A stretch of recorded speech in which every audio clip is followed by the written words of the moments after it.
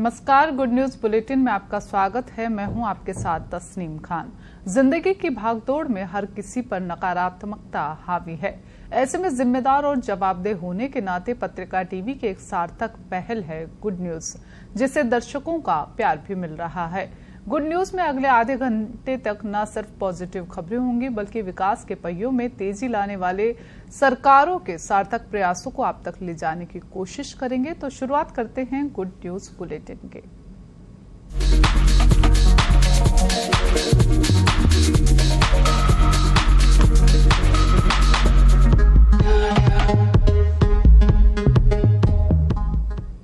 Modi cabinet ने railway कर्मचारियों को बोनस देने का फैसला कर लिया है। कैबिनेट की बैठक के बाद केंद्रीय मंत्री अनुराग ठाकुर ने प्रेस कॉन्फ्रेंस कर बताया कि रेलवे कर्मचारियों को 78 दिनों का बोनस दिया जाएगा। साथ ही कैबिनेट ने तेल वितरण कंपनियों को 22,000 करोड़ रुपए का वन टाइम ग्रांट दिया है, ताकि अंतर्राष्ट्रीय बाजार में एलपीजी के दाम बढ़ने के बावजूद एलपीजी के दाम घरेलू बाजार में उसी अनुपात में नहीं बढ़ाने से जो नुकसान हुआ है उसकी भरपाई की जा सके। वर्ष दशहरे और पूजा के अवसर पर प्रोडक्टिविटी लिंक्ड बोनस दिया जाता है और इस बार 11,27,000 एम्प्लॉयज़ को 1,832 करोड़ रुपए का ये इंसेंटिव दिया जाएगा, बोनस दिया जाएगा, जो 78 दिन का बोनस होगा और 17,951 रुपए जो है ये मैक्सिमम की लिमिट रहेगी, जो 78 दिन के लिए है। एलिजिबिलिटी जो है इसमें track maintainers, drivers, guard, station master, supervisor, technician, technical helper, controller, pointsman और ग्रुप सी के स्टाफ, ये सब लोग उसमें रहते हैं। 1,832 करोड़ का लाभ ये प्रोडक्टिविटी लिंक बोनस रेल कर्मचारियों को दी। आपने देखा दुनिया भर में एलपीजी के दाम बहुत बढ़ गए हैं। कुल मिला के देखा जाए लगभग 300% दाम दुनिया के कई देशों में एलपीजी के बढ़े हैं। जहां एक और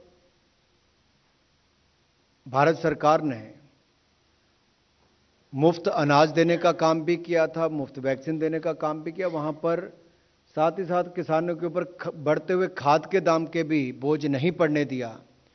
उसी तरह से ही बढ़े हुए जो दुनिया भर के दाम है उसके मुकाबले भारत में बहुत कम है। उसका बोझ जो हमारी पेट्रोलियम कंपनीज हैं, पब्लिक सेक्टर अंडरटेकिंग की जो ऑयल मार्केटिंग कंपनीज हैं, जून 2020 से लेकर जून 2022 तक 22,000 करोड़ रुपए का जो इन्होंने खर्चा वहन किया है, वो वन टाइम ग्रांट भारत सरकार 22,000 करोड़ रुपए की दे रही है, ताकि आम नागरिक के ऊपर, देश की सामान्य जनता जो हमारे देश के नागरिक है उसके ऊपर इसका बोझ ना पड़े। तो उसके लिए one time grant public sector undertaking की ऑयल मार्केटिंग कंपनीज को दी गई है, जिसमें इंडियन ऑयल कॉरपोरेशन लिमिटेड है, भारत पेट्रोलियम कॉरपोरेशन लिमिटेड है और हिंदुस्तान पेट्रोलियम कॉरपोरेशन लिमिटेड है। दीपोत्सव से पहले मध्य प्रदेश में देव दिवाली का उल्लास नजर आया। कल शाम शुभ मुहूर्त में प्रधानमंत्री नरेंद्र मोदी ने उज्जैन में देश के सबसे लंबे मंदिर कॉरिडोर श्री महाकाल लोक का लोकार्पण किया। उन्होंने कहा कि गुलामी के कालखंड में जो कुछ खोया है भारत उससे रेनोवेट कर रहा है, अपने गौरव और वैभव की पुनर्स्थापना कर रहा है। शंकर के सानिध्य में साधारण कुछ भी नहीं, सब कुछ अलौकिक और असाधारण, अविस्मरणीय है, अविश्वसनीय है। पीएम मोदी ने 856 करोड़ की लागत वाले महाकालेश्वर मंदिर कॉरिडोर परियोजना के पहले चरण का उद्घाटन किया, जिसकी लागत 351 करोड़ रुपए है। पीएम ने मंत्रोच्चार के बीच रक्षा सूत्र से बनाए 15 फीट ऊंचे शिवलिंग की प्रतिकृति से रिमोट के जरिए पर्दा हटाया तो श्री महाकाल लोक सभी के लिए खुल गया। इससे पहले शाम को मोदी महाकाल मंदिर पहुंचे, गर्भगृह में पूजा की और 10 मिनट वहीं बैठे रहे, ध्यान लगाया, रुद्राक्ष की माला फेरी। वे नंदी की प्रतिमा के समीप भी 5 मिनट बैठे रहे और भेंट पेटी में दक्षिणा चढ़ाई। ऐतिहासिक शहर उज्जैन के प्राचीन गौरव पर जोर देने के लिए महाकाल कॉरिडोर का निर्माण किया गया है। नवनिर्मित महाकाल लोक भव्य है। महाकाल कॉरिडोर देश में अब तक निर्मित ऐसे सबसे बड़े गलियारों में से एक है। खास यह है कि राजस्थान, गुजरात और ओडिशा के कलाकारों एवं शिल्पकारों का इसमें योगदान है। देखिए ये खास रिपोर्ट।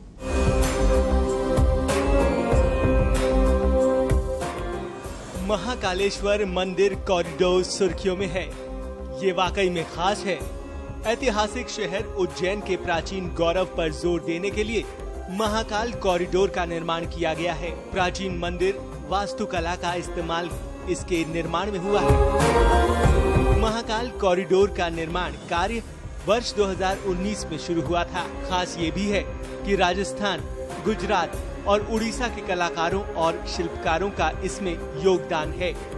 कालिदास के अभिज्ञान शकुंतलम में वर्णित बागवानी प्रजातियों के पौधों को इस कॉरिडोर में लगाया गया है। धार्मिक महत्व वाली लगभग 40 से 45 ऐसी प्रजातियों का उपयोग किया गया है, जिनमें रुद्राक्ष, बकुल, कदम, बेलपत्र, सप्तपर्णी शामिल हैं। मध्य प्रदेश के उज्जैन शहर में नवनिर्मित महाकाल लोक भव्य है। महाकाल कॉरिडोर देश में अब तक निर्मित ऐसे सबसे बड़े गलियारों में से एक है। इसमें शिव पुराण की कहानियों को दर्शाने वाले 50 से ज्यादा चित्रों को श्रृंखला बनाई गई है। यहाँ भगवान शिव, शक्ति और धार्मिक घटनाओं से जुड़ी करीब 200 मूर्तियाँ लगाई गई हैं।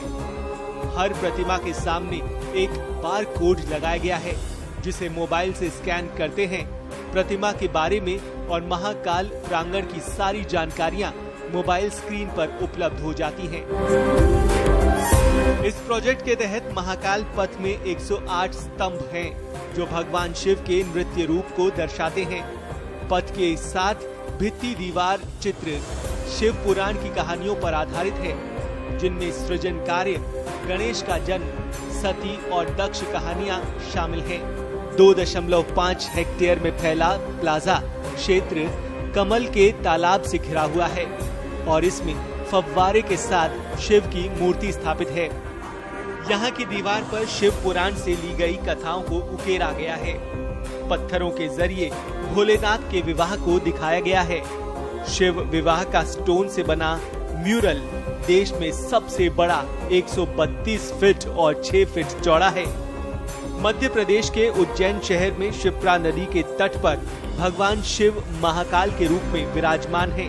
12 ज्योतिर्लिंगों में ये तीसरा स्थान आता है। मंदिर से अनेक प्राचीन परंपराएं जुड़ी हुई हैं। वहीं इस मंदिर के कई अनसुलझे रहस्य भी हैं। ये कॉरिडोर पुरानी रुद्र सागर झील के पास है, जिसे प्राचीन महाकालेश्वर मंदिर के आसपास पुनर्विकास परियोजना के हिस्से के रूप में भी पुनर्जीवित किया गया है। 2 राजसी प्रवेश द्वार, नंदी द्वार और पिनाकी द्वार थोड़ी थोड़ी दूर पर कॉरिडोर के शुरुआती बिंदु के पास बनाए गए हैं। ब्यूरो रिपोर्ट, पत्रिका टीवी। जम्मू कश्मीर के उधमपुर में भारतीय वायुसेना ने अपनी ताकत की झलक दिखाई। उधमपुर में the great India air show में सभी की नजरें आसमान में टिकी रही। इस दौरान छात्रों में गजब का उत्साह देखा गया। भारतीय वायुसेना के शूरवीरों ने अपने पराक्रम का परिचय दिया।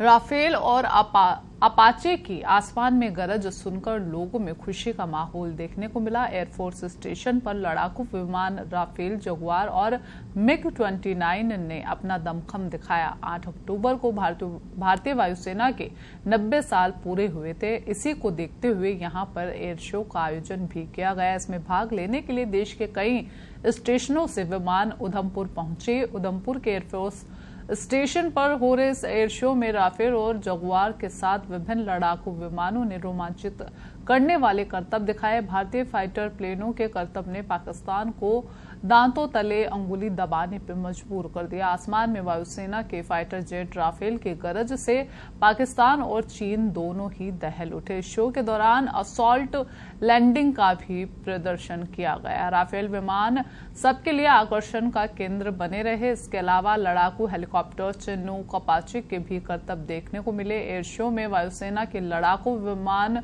राफेल राफेल, जगुआर, MiG-29 अपने दमखम का एहसास कराएंगे। राजस्थान हाईकोर्ट के नए चीफ जस्टिस अब पंकज मित्तल होंगे। कानून मंत्रालय ने इस संबंध में राष्ट्रपति की सलाह के बाद आदेश जारी कर दिए हैं। आदेश के मुताबिक पंकज मित्तल का तबादला राजस्थान हाईकोर्ट में बतौर चीफ जस्टिस किया गया है। वे वर्तमान में जम्मू कश्मीर और लद्दाख हाईकोर्ट के चीफ जस्टिस हैं। जस्टिस पंकज मित्तल मूल रूप से इलाहाबाद हाईकोर्ट के जज हैं। उन्हें 7 जुलाई 2006 को अधिवक्ता कोटे से इलाहाबाद हाईकोर्ट में अतिरिक्त जज के रूप में नियुक्त किया गया था। बता दें कि पिछले दिनों सुप्रीम कोर्ट कॉलेजियम ने जस्टिस पंकज मित्तल का राजस्थान हाईकोर्ट में बतौर मुख्य न्यायाधीश तबादला करने की सिफारिश की थी। केंद्र सरकार ने इस सिफारिश को मंजूरी दे दी है। बता दें कि राजस्थान हाईकोर्ट में चीफ जस्टिस SS शिंदे के रिटायरमेंट के बाद से ही यहां कार्यवाहक न्यायाधीश के रूप में MM श्रीवास्तव काम कर रहे हैं। राजस्थान में अब मिलावटखोरों के खिलाफ सूचना देने वाले को प्रोत्साहन राशि मिलेगी। राज्य सरकार की ओर से शुद्ध के लिए युद्ध अभियान मुखबिर योजना 2022 लागू कर दी गई है। इसमें मिलावटी खाद्य पदार्थ बनाने या विक्रय करने वाले के संबंध में सूचना देने वाले व्यक्ति को 51,000 रुपए की प्रोत्साहन राशि दी जाएगी। मुखबिर की पहचान पूरी तरह से गोपनीय रखी जाएगी। चिकित्सा एवं स्वास्थ्य विभाग के शासन सचिव डॉक्टर पृथ्वी ने बताया कि इस योजना का उद्देश्य लोगों को शुद्ध व गुणवत्तापूर्ण खाद्य पदार्थों की उपलब्धता कराना है। इस योजना के तहत कोई भी व्यक्ति अनधिकृत स्थान पर मिलावटी खाद्य पदार्थ के निर्माण या विक्रय की सूचना टोल फ्री नंबर 181 पर दे सकता है। इसके साथ ही खाद्य सुरक्षा एवं औषधि नियंत्रण आयुक्त, अतिरिक्त आयुक्त आदि को पत्र, ईमेल, SMS या व्हाट्सएप आदि के माध्यम से सूचना दी जा सकती है। सूचना सही पाए जाने पर मुखबिर को निर्धारित फॉर्म में सूचना देने के लिए कहा जाएगा। उसकी प्राप्ति रसीद एवं यूनिक कोड मुखबिर को दिया जाएगा। मुखबिर की पहचान गोपनीय रखने के उद्देश्य से उसे इस यूनिक कोड से पहचाना जाएगा। सूचना के आधार पर लिए गए सैंपल्स के खाद्य लेब में अनसेफ पाए जाने पर मुखबिर को 25,000 रुपए की राशि दी जाएगी और कोर्ट में चालान पेश होने पर शेष 26,000 रुपए की राशि प्रदान की जाएगी। इसी तरह सैंपल खाद्य लेब में अमानक पाए जाने पर मुखबिर को प्रोत्साहन राशि के रूप में 5,000 रुपए और ADM कोर्ट में चालान पेश होने पर 5,000 रुपए की राशि देय होगी। ये राशि देने के लिए खाद्य सुरक्षा आयुक्त व जिला कलेक्टर को प्राधिकृत किया गया है।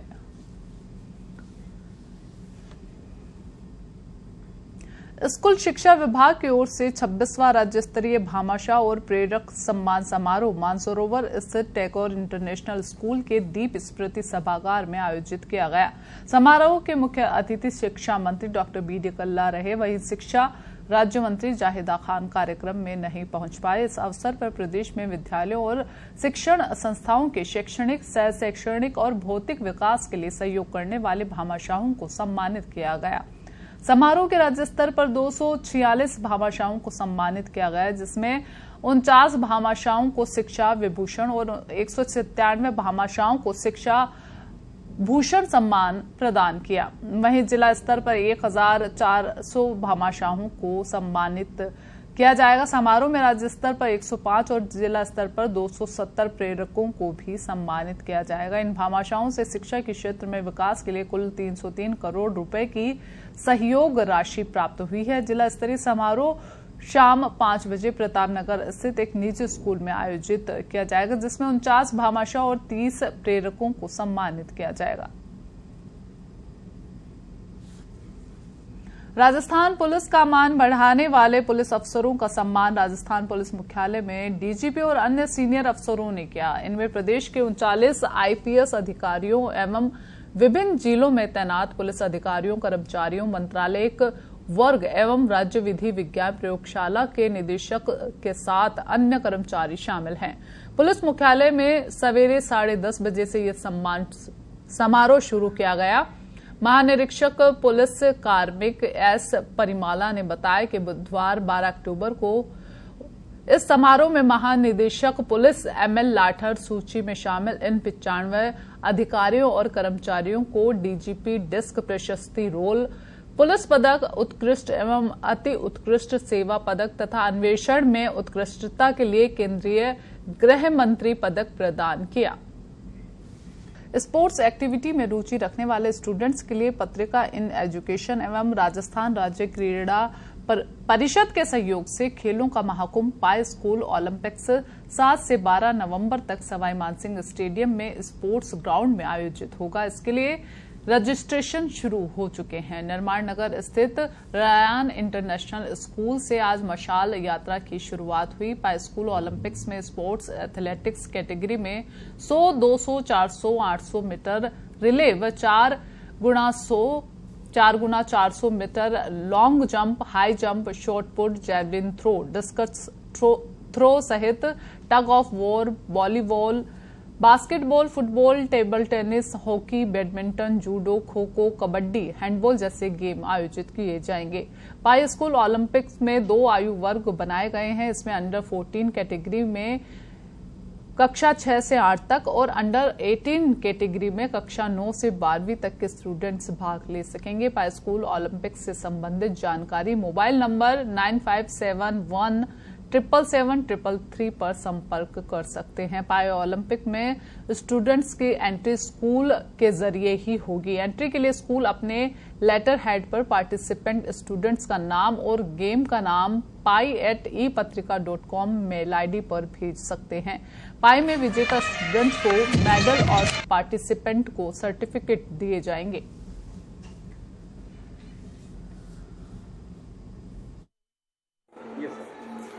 पाई ओलंपिक एक ऐसा प्लेटफॉर्म है जहां डिफरेंट तरह के गेम्स आयोजित किए जाते हैं। वहां बच्चों को आगे बढ़ने का एक बहुत बड़ा मौका मिलता है और सभी स्कूल्स को पाई ओलंपिक में अपने पार्टिसिपेशन बहुत ज़्यादा करवानी चाहिए, जिससे बच्चों को आगे बढ़ने का एक मौका मिले।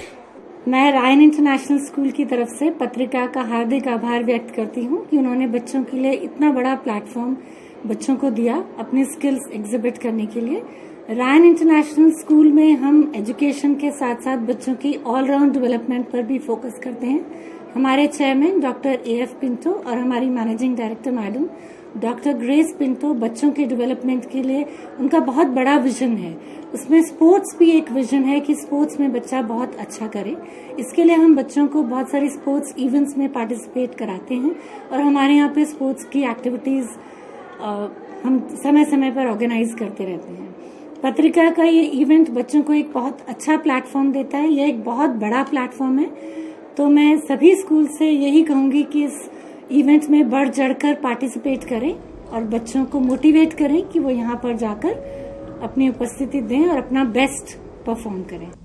जोधपुर के नौसर गांव में किसान ने सरकारी अनुदान से नेट हाउस तैयार किया है। ये 4048 वर्ग मीटर क्षेत्रफल में बनाया गया है, जिसकी लागत 30,16,000 रुपए है। आने वाले समय में कम पानी से होने वाली परेशानियों से बचा जा सकता है। देखिए खास रिपोर्ट। जोधपुर के नौसर गांव में किसान ने सरकारी अनुदान से नेट हाउस तैयार किया है।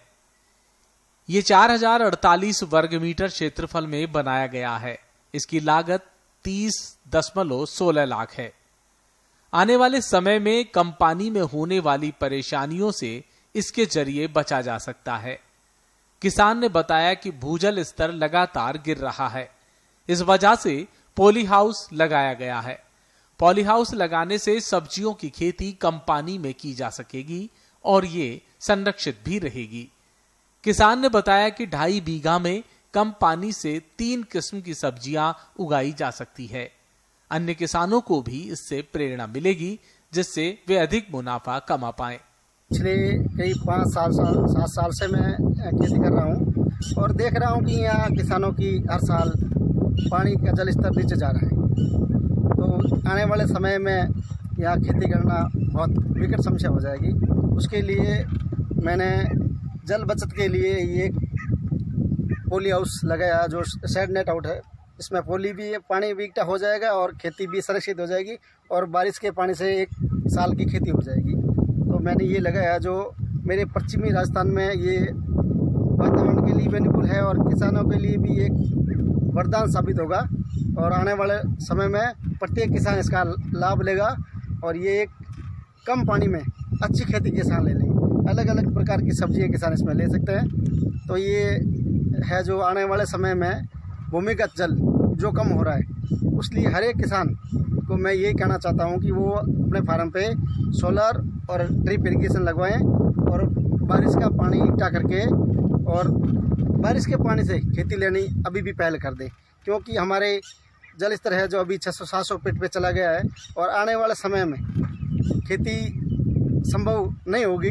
तो उसके लिए खेती को वापस संभव करने के लिए यहाँ के किसानों के लिए रोजगार का जरिया जो खेती है उसको आगे तक चलती रहे, उसके लिए है जो पशुपालन के साथ साथ माइक्रो इरिगेशन, बूंद बूंद सिंचाई, इस प्रकार के पॉली हाउस, नेट हाउस लगा के किसान अपने फार्म पे लंबे टाइम तक है जो खेती ले सकता है।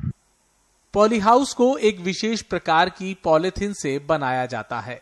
ये पूरी तरह से बंद होता है, केवल सामान ले जाने और आने जाने के लिए दरवाजा होता है। इसे भी बंद रखा जाता है। वातावरण नियंत्रण के लिए उपकरण लगाए जाते हैं। वातावरण नियंत्रण होने के कारण हर मौसम विभिन्न प्रकार की सब्जियों का उत्पादन लिया जा सकता है। ग्रीन हाउस और शेडनेट हाउस की खेती को बढ़ावा देने के लिए राष्ट्रीय कृषि विकास योजना के तहत केंद्र और राज्य सरकार किसानों को अनुदान देती है। सामान्य को लागत का 50% और लघु सीमांत महिला और आरक्षित वर्ग के किसानों को 70% अनुदान दिया जाता है। आरक्षित वर्ग के किसान 23 लाख रुपए तक अनुदान ले सकते हैं। जो नेट हाउस और पॉली हाउस होता है उसकी बनावट नेट हाउस की तो होती है जाली से, और पॉली हाउस होता है वो पॉलीथीन से बना हुआ होता है और ये चारों तरफ से पैक होता है। इसमें एक ही रास्ता होता है जिसको भी टाइम टू टाइम खाद बीज वगैरह जो भी होता है उसके लिए खोला जाता है, वो वापस बंद कर दिया जाता है। जो शेड नेट हाउस और नेट हाउस होता है उसके लिए जो गवर्नमेंट द्वारा सब्सिडी दी जाती है वो एक तो केंद्र सरकार और दूसरी राज्य सरकार द्वारा दी जाती है। राष्ट्रीय कृषि विकास योजना के तहत इसमें जो सब्सिडी दी जाती है उसमें सामान्य जनरल किसान को 50% और जो है आरक्षित वर्ग और जो महिला और लघु किसान होते हैं उनको 70% तक सब्सिडी दी जाती है। और इसमें जो कृषक होते हैं उनको जो फॉर्म अप्लाई करना होता है उसके लिए उसमें उसको जमाबंदी है, उसकी मिट्टी और भूमि की जांच है। दूसरा अनुबंधित जो ठेकेदार होते हैं उनसे उनका जो कोटेशन होता है वो लेके ई-मित्र से ऑनलाइन करवाना पड़ता है। एक किसान को लगभग 4000 स्क्वायर मीटर पे इसमें अनुदान होता है। तो सभी किसानों से निवेदन है कि वो उद्यान विभाग की जो ये इस योजना का लाभ लेना चाहते हैं वो अपनी पत्रावलियां ऑनलाइन करवा सकते हैं। पॉली हाउस या शेडनेट बनाने के लिए सरकार ने विभिन्न फर्मों को अनुबंधित कर रखा है। एक किसान 4000 वर्ग मीटर तक अनुदान ले सकता है। किसान आवश्यकता होने पर अपने हिस्से की राशि का कृषि अधिकारियों के सहयोग से बैंक से ऋण ले सकता है। भूस्वामित्व दस्तावेज, मिट्टी पानी की जांच रिपोर्ट और अनुबंधित फर्म के कोटेशन के साथ कृषि विभाग के राज किसान पोर्टल पर ऑनलाइन आवेदन करना होता है। में हमारे ग्राम नौसर में श्रीमान राहुल चंद जी पचारिया जैविक खेती में अग्रणी किसान हैं। इन्होंने अभी वर्तमान समय में एक शेड नेट हाउस अपने फार्म हाउस पे तैयार करवाया है। तो पानी की कमी को, भविष्य में कमी को देखते हुए इन्होंने बहुत ही अहम कदम उठाया है। तो आप सभी से निवेदन है कि इनसे कुछ प्रेरणा लेके जो भी हो किसान अपना लाभ उठा सकते हैं। लोहावट क्षेत्र में पहला शेडनेट हाउस बनाए जाने पर आसपास के कई किसानों को इसकी उपयोगिता और किसान के लाभांश को लेकर उत्सुकता है। कृषि विशेषज्ञों की सलाह है कि किसानों को बूंद बूंद सिंचाई, सोलर पैनल और इस तरह के नेट हाउस या पॉली हाउस लगाने चाहिए। लोहावट से आसूलाल शर्मा की रिपोर्ट, पत्रिका टीवी, राजस्थान। राजस्थान ग्रामीण आजीविका विकास परिषद की ओर से 10 दिवसीय राज्य स्तरीय दिवाली मेले का शुभारंभ हुआ। जयपुर के जवाहरलाल नेहरू मार्ग स्थित इंदिरा गांधी ग्रामीण विकास एवं पंचायती राज संस्थान में रोशनी खुशियों की थीम पर मेला शुरू किया गया। मेले में आजीविका से जुड़े 33 जिलों के 90 स्वयं सहायता समूहों की महिलाओं ने अपने कलात्मक व बहुउपयोगी उत्पादों का प्रदर्शन किया है।